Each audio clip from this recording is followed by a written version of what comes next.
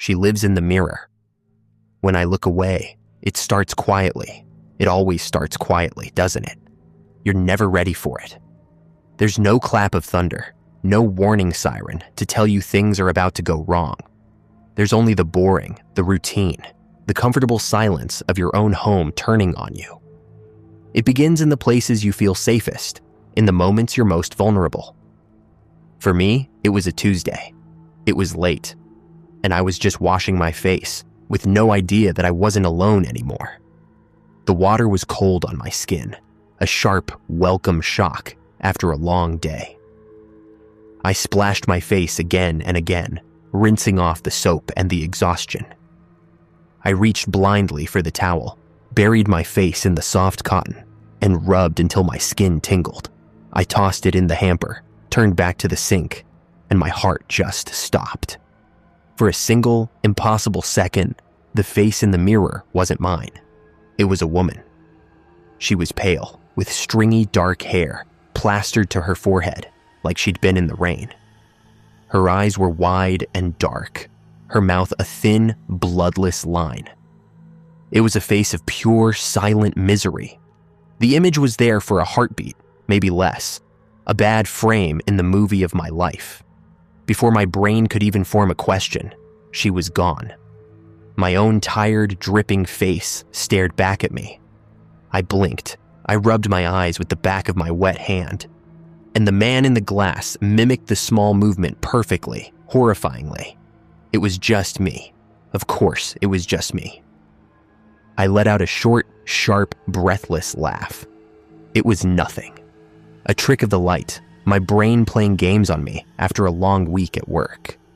But as I stared into my own eyes, looking for that reassurance, I couldn't shake the feeling that my reflection was staring back with an intensity that wasn't mine. I felt a chill that had nothing to do with the cold bathroom tiles. I flicked off the light and got out of there. A deep, unnerving feeling settling into my bones. The image of her face was burned into my memory. Section 1. The next day was pure paranoia. Every reflective surface became a source of dread. I started avoiding eye contact with my own image, a weird little quirk that quickly spiraled into genuine fear. The polished steel of the toaster, the dark screen of my laptop, the hallway mirror I passed a dozen times a day. Each one held a terrible new possibility. I felt like a kid afraid of the dark, but the anxiety was a physical knot tightening in my gut. By that evening, I couldn't take it anymore. The feeling of being watched was suffocating. I had to know. I had to prove to myself that I was just losing my mind. I walked back into the bathroom, to the scene of the crime. My heart was pounding against my ribs. I took a deep, shaky breath, held it, and turned my back to the mirror. I stood there, shoulders tensed, counting the seconds in my head. 1, 2, 3. I spun around. Nothing. Just my own wide-eyed, pathetic face, flushed with adrenaline. Relief washed over me so hard I felt dizzy. It was nothing. It was all in my head. I was about to laugh again, to break the tension that had been strangling me all day. But a little whisper of doubt remained. Try it again. This time, I had an idea. A terrible, brilliant idea. I pulled out my phone, my hands trembling a little, as I opened the camera and switched it to selfie mode. Holding it up, I angled it so I could see the mirror behind me on the screen. I stood with my back to the mirror, but my eyes were glued to the phone, watching the reflection of the reflection. I watched the screen. My own back was perfectly still. The bathroom was dead silent. And then, it happened. On my phone's screen, in the mirror, my reflection slowly, deliberately, tilted its head. The movement was smooth, graceful, and utterly impossible. My blood ran cold. I hadn't moved a muscle, but the figure in the glass, the thing wearing my clothes and my face, was looking at the phone in its hand with a curious expression. I let out a strangled gasp and lowered the phone, my eyes darting up to the actual mirror. It was just me again, perfectly still. A perfect copy. But I'd seen it. I had proof. And I knew the rule. A terrifying new law of my own reality. She only moves when I'm not looking. Section 2. Knowing the rule didn't help. It just made the terror worse, more calculated. The haunting wasn't some random glitch in my brain anymore. It was a game, and I was the only one playing. My home wasn't a sanctuary.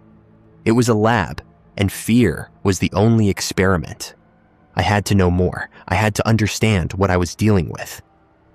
Driven by a sick, terrified curiosity, I set up my phone on the bathroom counter, hit record, and walked out, closing the door. I waited in the living room, where the silence of the apartment felt heavy enough to crush me. After 5 minutes that felt like 5 hours, I went back. My hand shook as I stopped the recording and hit play. The first few seconds just showed my back as I left the room. The moment I was gone, the reflection froze for a second. Then it changed. The face was hers again, the pale, haunted woman. But she was wearing my body like a suit. She took a small, shuffling step forward, moving like someone testing out new limbs. Her eyes, my eyes, were fixed on the phone's lens. She raised a hand, my hand, turning it over, examining the fingers with this weird, detached wonder. She just paced back and forth in the mirror's frame, a prisoner in a silver cage. Then, right before the video ended as I walked back in, she looked straight at the camera, and a slow, thin, joyless smile spread across her face. My face. A cold dread washed over me. This wasn't just some passive ghost. This was an intelligence, something watching, learning, and waiting. You know that uncanny valley thing people talk about? That creepy feeling you get when something looks almost human, but not quite. I was living in it. Except this thing was wearing my face. I became obsessed with her limits. Could she actually interact with my world? Or was she just an image trapped behind glass? I got my answer sooner than I was ready for. I was in the hallway, staring at the big antique mirror on the wall. My house keys were on the little table next to it. I decided to try something. I kept my eyes locked on her in the reflection and slowly, for just a second, turned my head to look at the front door. A sharp, metallic clatter broke the silence. I snapped my head back to the mirror. The reflection was perfectly still, a perfect copy of my own terrified stance. But the keys were gone from the table. They were scattered across the floor a few feet away, like they'd been swiped violently to the ground. I looked from the keys back to the mirror. Her expression wasn't neutral anymore. Her hand, my hand, was held slightly out from her body. And the look in her eyes had changed. It wasn't curiosity now. It was hunger. The glass wasn't a barrier. It was a doorway. Section 3. The line between her world and mine was dissolving. She wasn't just a reflection. She was a presence, and she was bleeding into my reality. I started covering the mirrors. First the bathroom. A thick towel draped over it felt like a shield.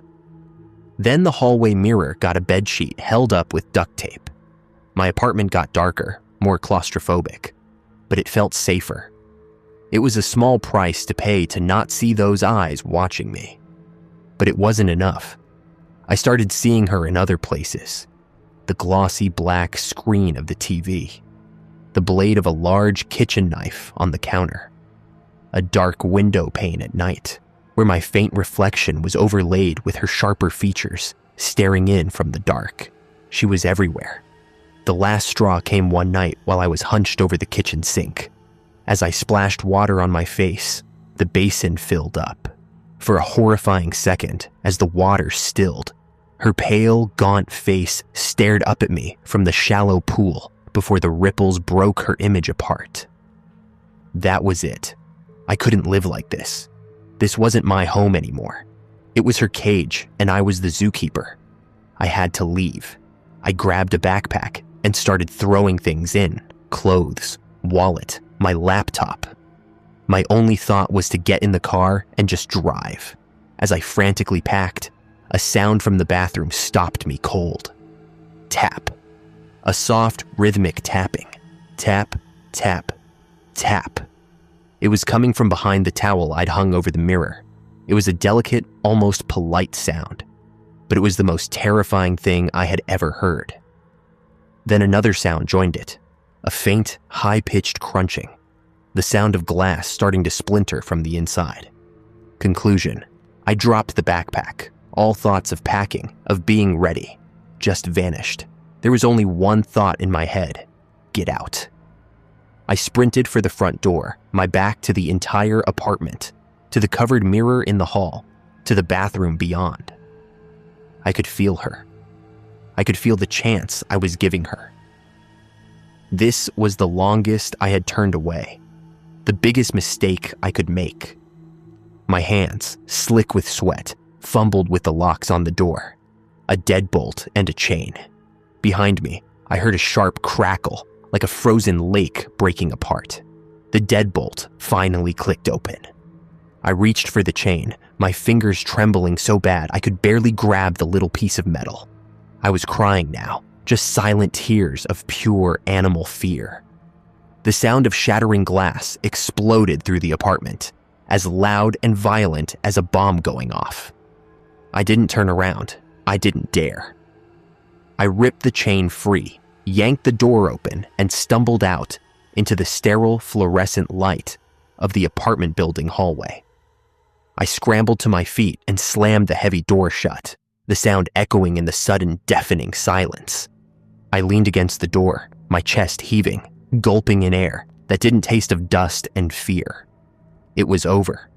I was out. A minute passed. I was safe. A choked sob of relief escaped me. Slowly, shakily, I straightened up and wiped the tears from my face. I took a deep breath and looked up, and my world ended. Directly across the hall, mounted on the opposite wall, was another large, ornate mirror. And she was in it. She wasn't in my apartment anymore. She was here, in the hallway with me. She was looking right at me. And this time, she wasn't just smiling. It was a wide, triumphant, possessive grin. And as I watched, frozen in horror, she took a step forward. The surface of the mirror didn't break. It rippled like water as she pushed through.